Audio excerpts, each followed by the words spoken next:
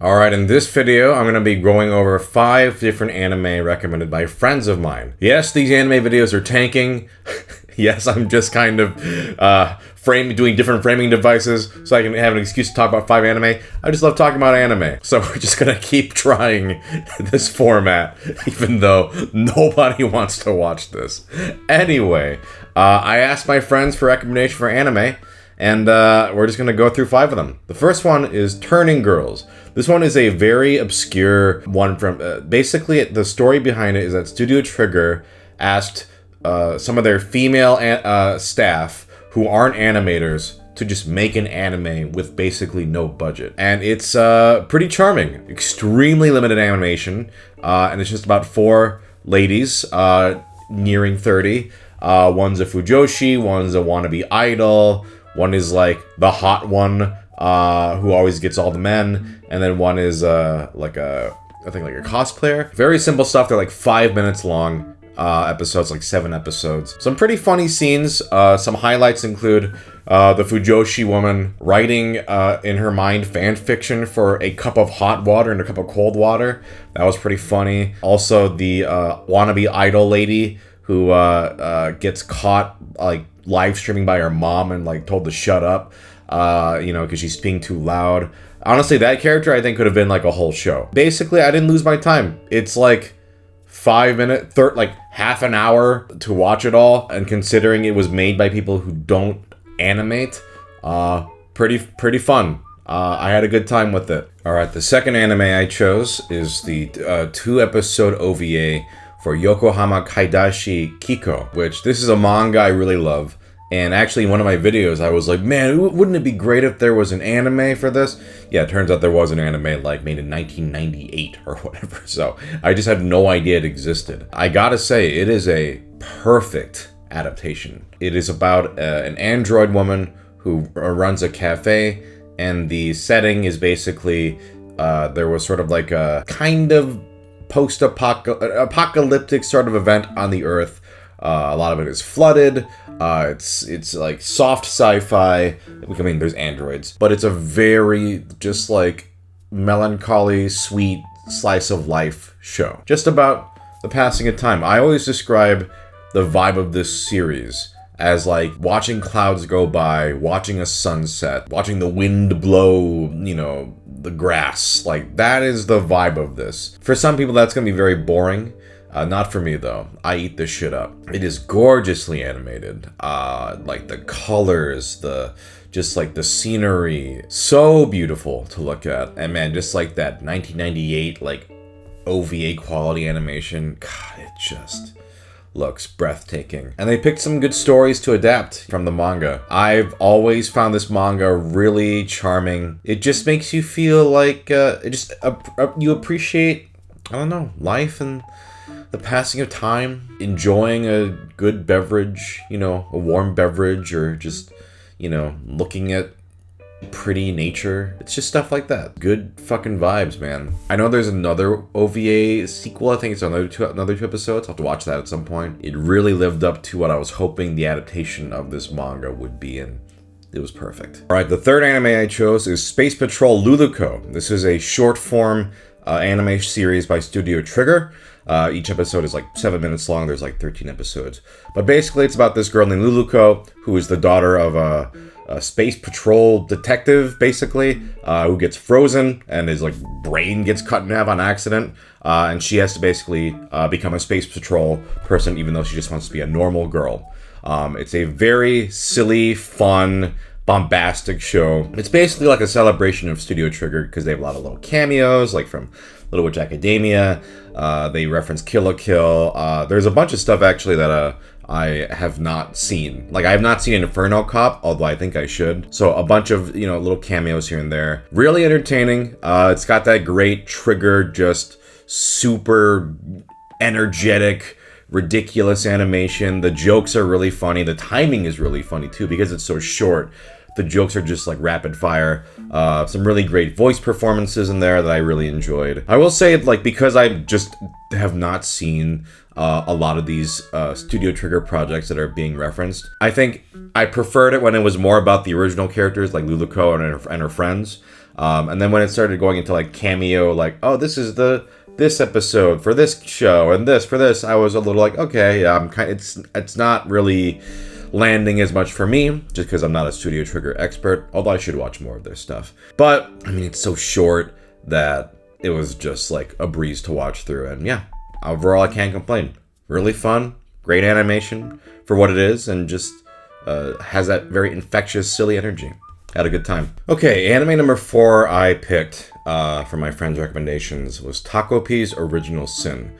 I just finished it, so I'm just gonna try to process my thoughts on it. This is one of those shows where it's very deceiving. It looks very innocent, very cutesy, but is actually quite heavy and dark. It's intentional. The opening is misleading. It's supposed to look like this cute little mascot octopus and these kids. However, and I don't want to spoil anything that happens in it, but I do think it's a show that people should not just watch without knowing some of the themes of it.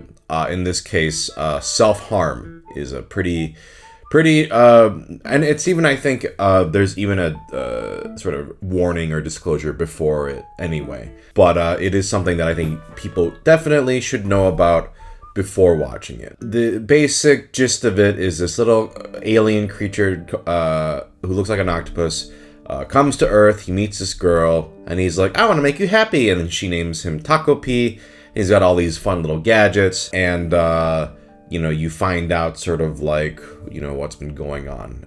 She's being bullied at school severely, and like physically assaulted, and it's a really rough go. It's only 6 episodes, so I don't really want to go into details if people are interested in watching it. When I watch this show, I can't help but compare it to stuff like Goodnight Poon Poon, A Silent Voice, Blood on the Tracks.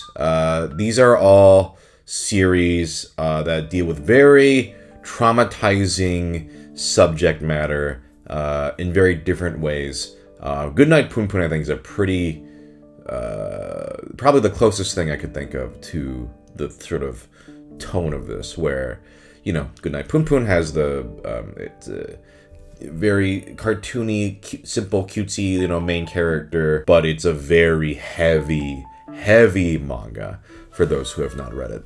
And Takopi is like trying to be that, and I just feel like it couldn't decide what direction it wanted to go. Whereas if Goodnight Poon Poon is super bleak, A Silent Voice, I think, is the manga specifically is much more potent in covering a lot of the same themes that Takopi is covering, and not in a way that simplifies it or makes it la la la, we're all friends. I think the manga specifically really gets into the nitty gritty of like the complexity of just how humans are and how we can be cruel to each other, and yet also Takopi is about that, about like, people are not just good and bad, despite how horrible they can be to each other. A Silent Voice, I think, the reason why I prefer the manga, and I've talked about this before, is the manga really gets into that. It is not afraid about it, whereas I think the movie is a sanitized version of it that does not go to the depths of where the manga goes at all. It kind of simplifies it, kind of makes it more easier to swallow. And yet A Silent Voice, I think, is the more sort of hopeful direction, even though it is also a very difficult read. Poon Poon is definitely the bleak way to go. And Takopi, I feel like, cannot decide. And I would rather it like stick with something than try to be both. I don't think it does the hopeful side well at all, if I'm being totally honest. I think a big problem I have with it is the characters are pretty thin. I'm just gonna say it. I don't think that the kids kind of exist to be vehicles for horrible things. Horrible things, and they're all kids who have been deeply traumatized by their parents. The parents aren't really well-written characters either. So it's very like, it kind of hits you over the head. And I will say the first 3 episodes I thought were pretty gripping because the show keeps throwing these kind of nasty little twists at you. And I didn't mind that. I was like, oh, it does make me want to see what happens next. But then the second half of it, I was like, oh, you're losing me. You're losing me. And it became something that just did not land for me. I don't think the ending works, in my opinion. I get what they were going for. It just didn't work for me. But yeah, it's interesting comparing this to like A Silent Voice, where I think a lot of the characters are really well written. You know, even the ones that are cruel. That is a very like potent exploration of bullying and trauma, and it doesn't feel like just, isn't it so sad and depressing? No, like, you know, or, you know, something like Poon Poon, where it's not afraid to explore the really just bleakness. Like, I don't mind that, actually. I think Takopi, if it wanted to go in that direction harder, I think maybe it would have been more effective for me. But it can't decide. It just can't decide. Now, I think why it's getting so much attention is, you know, the classic, like, bait and switch, right? Oh, man, isn't it... You haven't heard of Takopi? It's the cute little octopus and the kids, but don't look up, you know, what happens. Like, it's, you know, it's one of those kinds of shows, which I understand. It brings up a lot of hype, because you're like, whoa, what? Like, oh, I guess I gotta watch it. Because of the subject matter, I don't think it's something you should go into completely blind. You should be aware of at least the kinds of themes it's going to explore. And I think if you haven't experienced a lot of just bleak stuff that I think is, quite frankly, better well written, then yeah, I think Takopi might be like, whoa, I wasn't expecting that. That was so... But I've experienced other works like this that I think are, quite frankly, much better written, much more emotionally mature and potent, and Takopi doesn't like. I know, I'm sorry I'm talking a while on this, but it's an interesting show. It's an interesting show. I'd say it's worth watching if you're interested.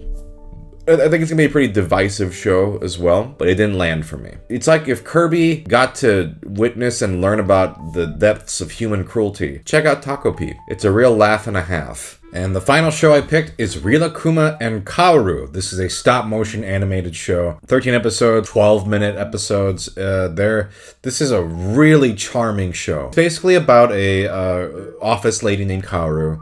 She lives with Rilakkuma and, oh god, what are their names? The little Rilakkuma, Ko-Rilakkuma and Kiroi Tori, I think is how you say it. It's the white bear and the little chick. A family could watch it, but I feel like the episodes are geared more towards adults. It kind of deals with like just the melancholy of adult life and, you know, what it feels like to, you know, grow older. I don't know. It's not really a kid show, even though there's, you know, nothing offensive about it. And it's what I like about stuff like Agretsuko that Sanrio does. They do these kinds of shows with the cute mascot characters, but it's about slice of life, adult topics. I just really admire that, actually. Because it would be so easy for Sanrio to just do, you know, little kid shows for their mascots. They're really cute, but this is just so much more interesting. And the stop motion looks wonderful.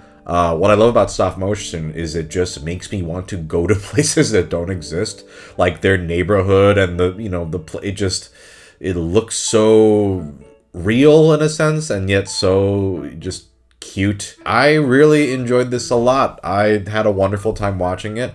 Some episodes are more quiet, some episodes are silly, some episodes are fantastical, and yet it still keeps this warm tone that I really enjoyed. I also think the main character, Kaoru, is just a nice, sweet lady who, I don't know, very relatable. Kaoru and her roommate, Rilakkuma. What a great show. I really love this, and it's so short. I highly recommend it as just a great stop-motion little show. Alright, that was 5 anime my friends recommended. Overall, pretty good stuff. I think my friends have actually pretty good taste. And if you guys ever have any shows you want to recommend, hit me in the comments. Otherwise, I'll see you in the next one. Peace.